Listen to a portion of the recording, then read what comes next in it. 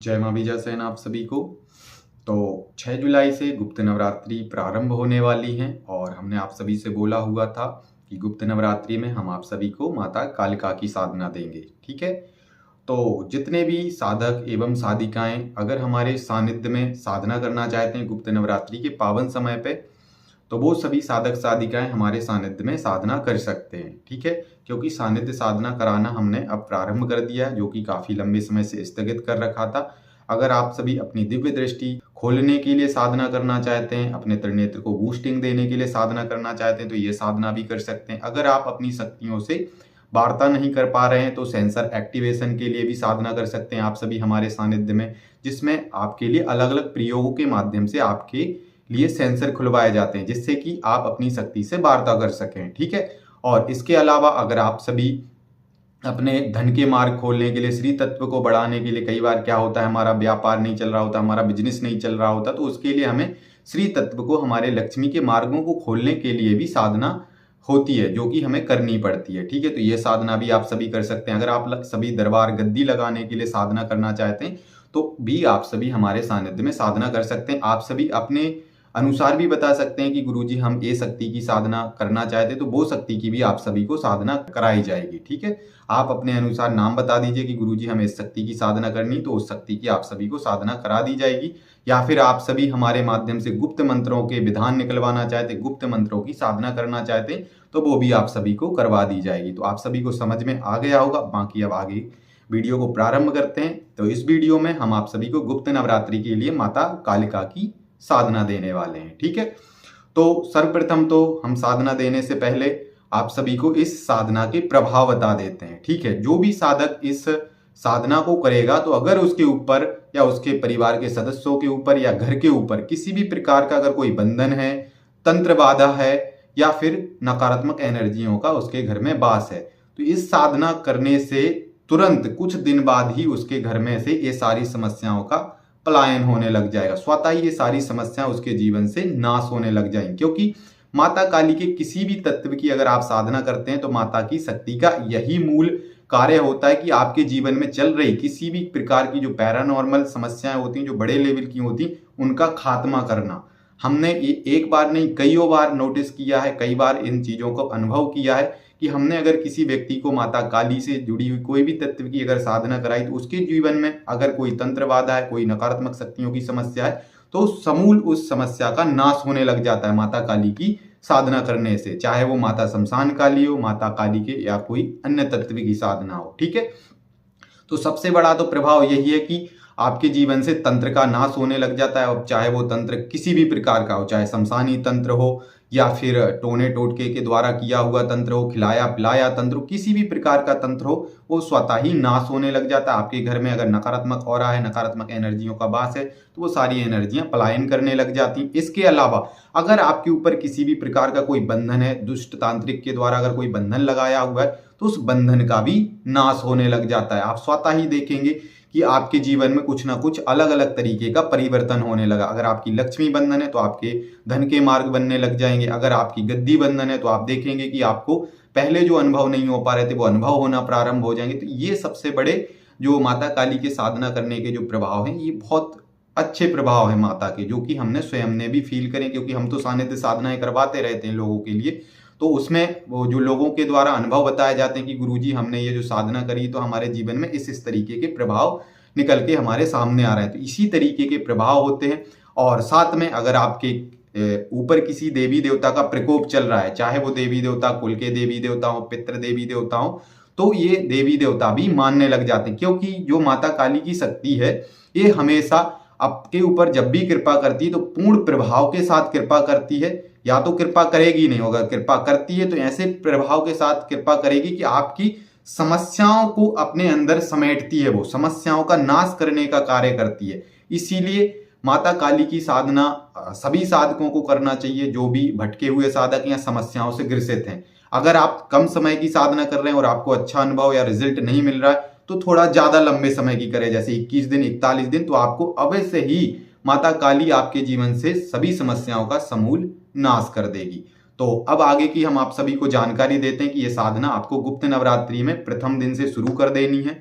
ठीक है, और 9 दिन में इस मंत्र का आपके लिए 1.25 जाप करना पड़ेगा। ठीक है। दक्षिण दिशा में आपको लकड़ी की बजोट के ऊपर माता काली की प्रतिमा या तस्वीर स्थापित कर लेनी है, काला वस्त्र बिछा करके। ठीक है। उसके बाद में माता काली के लिए आपके लिए चौमुखा दीपक जलेगा। ठीक है। माता कालिका जो है उनके नाम का आपको चौमुखा दीपक जलाना पड़ेगा और वो सरसों के तेल का दीपक जलेगा।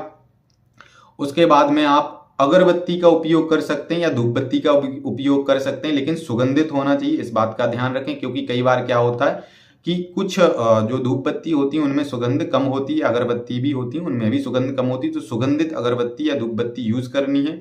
ठीक है। और उसके बाद में आपके लिए पुष्प आदि मैया के लिए चढ़ाने हैं, ये सारी सेवा आपको करनी है। और भोग में आपके लिए आप या तो घर पे जो भी आपके पास, क्योंकि इनमें ज्यादा जो माता की साधनाएं हम बता रहे हैं इसमें खास किसी प्रकार का प्रोसेस नहीं है, बस आपका भाव इस साधना में देखा जाएगा शक्ति के द्वारा। तो आप जितना शुद्ध और पवित्र भाव रखेंगे, जितना आप इच्छित होकर के साधना को करेंगे, उतना ज्यादा आपको अच्छा अनुभव मिलेंगे और उतना अच्छा रिजल्ट भी आपको इस साधना में मिलेगा। क्योंकि जो भी हमारे द्वारा अभी तक जितनी भी साधनाएं दी जाती हैं, इन साधनाओं में साधक का भाव इंपॉर्टेंट करता है। क्योंकि हम किसी भी प्रकार की कोई भी तामझाम का उपयोग ना हम स्वयं करते हैं, ना हम किसी साधक या भक्त को बताते हैं।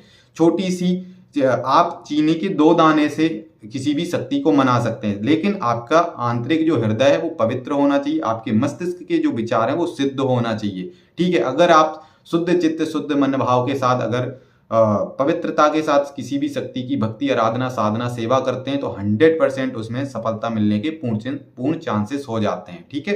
तो इसीलिए हम बहुत सरलतम तरीके से ये विधान बता रहे हैं। इसमें आप सभी सोचेंगे कि ये तो बहुत सरल है, लेकिन एक बार आप करके तो देखिए, ये सरल नहीं है। एक बार आप पूरी साधना हम जिस विधान से बता रहे हैं इसको करें, फिर आप बताइएगा कि हमारे द्वारा दी हुई साधना को करने से आपके जीवन में क्या लाभ हुआ है। ठीक है। तो ये सारी चीजें हो गई। उसके बाद में आपके लिए भोग में आप घर पे जो भी मिष्ठान हो उसका भोग लगा सकते हैं, जैसे गुड़ का भोग लगा सकते हैं। ठीक है ना। या फिर खीर पूड़ी हलवे का भी भोग आप माता कालिका को लगा सकते हैं। ठीक है। ये सारी प्रक्रिया हो गई। या फिर बाहर से दूध की मिठाई का भी भोग लगा सकते हैं, बतासे का, लौंग इलायची का इत्यादि, ये सारी सामग्री का भोग आप लगा सकते हैं। ठीक है। पूरे भाव से आप ये सारी सेवा कर लीजिए। और बाकी तो आप सभी साधनाएं करते रहते हैं, तो जो नॉर्मल पूजा पाठ होती है वो आप सभी को पता होगी। ठीक है। इस तरीके से सारी पूजा पाठ कर लीजिए। और इस साधना में आपको माला रुद्राक्ष की लेनी, आसन आपको काला लेना है। ठीक है। अगर काला नहीं है तो कोई भी आसन यूज कर सकते हैं जो कि आप पहले से साधनाओं में यूज कर रहे हैं। ठीक है। और वस्त्र आपको काले धारण करने हैं। ठीक है।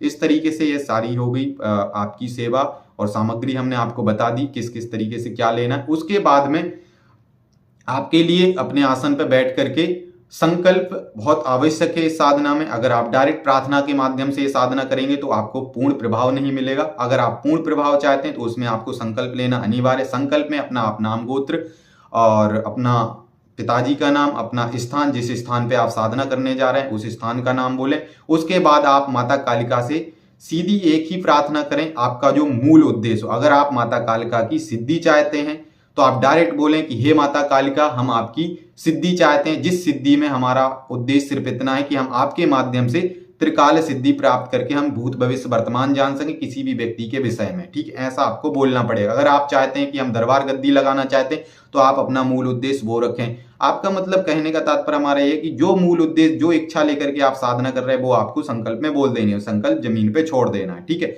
इस तरीके से सारी चीजें कर लीजिए। उसके बाद में आपको हमने वैसे बता दिया, माला आपको रुद्राक्ष की लेनी।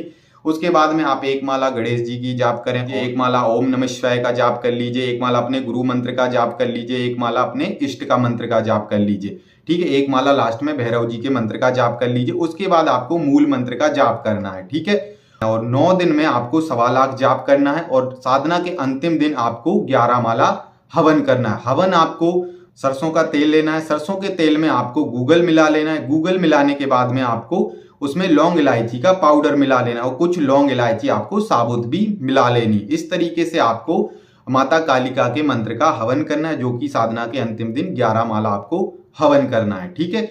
और अब हम आप सभी को जो माता कालिका का मंत्र है वो हम आप सभी को बता देते हैं। तो मंत्र इस प्रकार से है, मंत्र आप सभी सुन लीजिए। ओम क्रीम कालिका देवीये हुम फट स्वाहा। एक बार फिर से मंत्र आप सभी सुन लीजिए। ओम क्रीम कालिका देवीये हुम फट स्वाहा।